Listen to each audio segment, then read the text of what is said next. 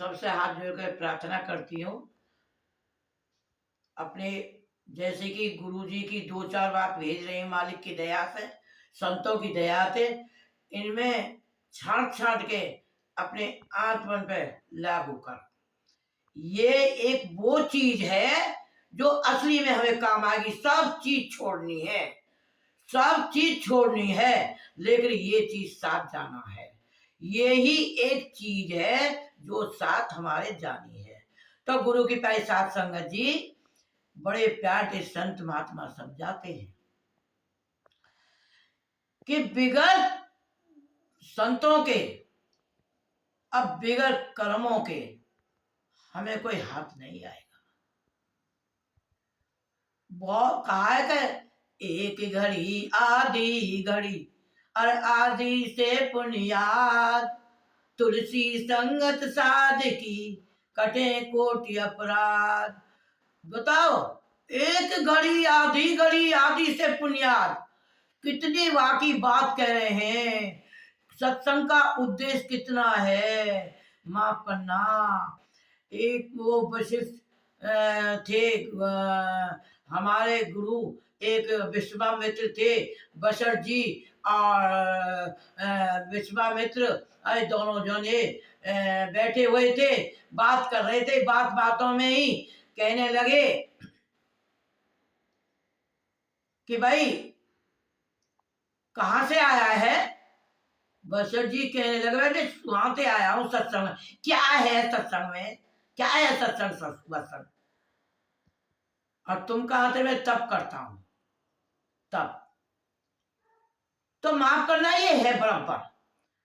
ये सब चीज अच्छाई तो अच्छाई होती है, सच्चाई सच्चाई होती है। अगर कोई काम है, हमें संत महात्मा गलत काम से बचाते हैं, क्योंकि अच्छाई जो होती है ये हमारे सबके साथ हमें आगे काम देती है। यहां तो झूठ बोल करके भाई बड़े प्यार से यहां कहा है, संतों ने कैसे कहा है। जब वो उनमें जिरे है गई वशिष्ठ जी में और विश्वामित्र में, कहने लगे भाई पूजा पाठ जप तप बड़ा है। वो कहने लगे भाई सत्संग बड़ा है। देखना, माफ करना, मैं तो सुनी सुनाई संतों की कहती हूँ। ये अर्जुन देव महाराज जी के ऊपर रैन सिंह महाराज जी बता रहे थे कि सत्संग बड़ा है। कहने लगे कि तो चलो, विश्वामित्र कहने लगे चलो ब्रह्मा के पास चले, वो हमें बताएंगे। ब्रह्मा के पास गए। महाराज जब तब बड़ा है या सत्संग बड़ा है। वो हाथ जोड़ के खड़े है गए ब्रह्मा जी के भैया मुझे कोई पता नहीं है, भैया चलो शिव के विष्णु के पास चले। विष्णु के पास गए, कहने लगे महाराज जब तब बड़ा है या सत्संग बड़ा है। फिर वहां गए, उन्होंने कहा भैया मुझे भी पता नहीं है। फिर चलो शिव जी के पास चले। शिव जी के पास गए, महाराज तुम बताओ जब तब बड़ा है या सत्संग बड़ा है। वहां गए तो वहां कहने लगे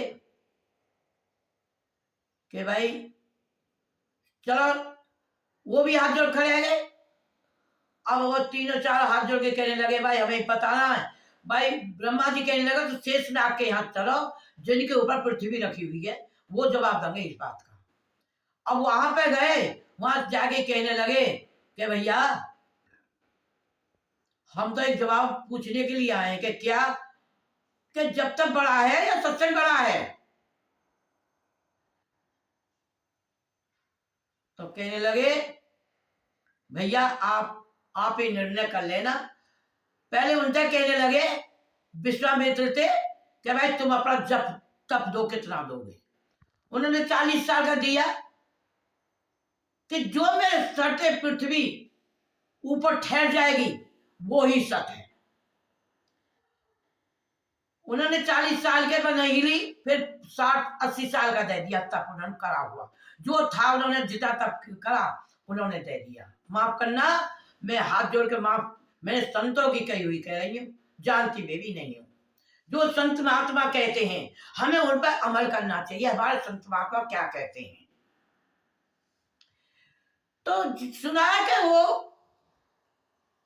जब उन्होंने दिया विश्वामित्र ने, तब पृथ्वी हिली, हिल के और वहां थोड़ी ठहरी और झट वहीं आ गए। अरे भाई जब तप में भी है। फिर कहने लगे भाई विश्वामित्र, विश्व जी अब तुम दो। उन्होंने एक पल का, कितने देर का, एक पल का सत्संग दिया। एक पल में सुना है, दर्शन सिंह महाराज जी साहब कहते हैं कि 5 मिनट पृथ्वी सर पे हटके अब खड़ी रही। माफ करना, बड़े प्यार से बताते हैं, जब तब भी, अरे हम पे भाई सत्संग नहीं है, भजन नहीं है, ध्यान नहीं है, तो हमें भाई जब तक बहुत जरूरी है, हमारे पूजा पाठ बहुत जरूरी है हमारे। अरे भाई पशु क्या काम करते हैं, खाते हैं, सोते हैं, और भाई इंसान का काम तो करके और मेहनत करके खाए के फिर परमात्मा का नाम लेना है। इंसान जो इंसान है, हम जैसे नहीं, हम खाते हैं सोते हैं, लेकिन इंसान वो है 12 बजे तक सोए, अब 12 बजे के बाद 3 बजे से लेके और अपना परमात्मा के ध्यान पर बैठ जाए।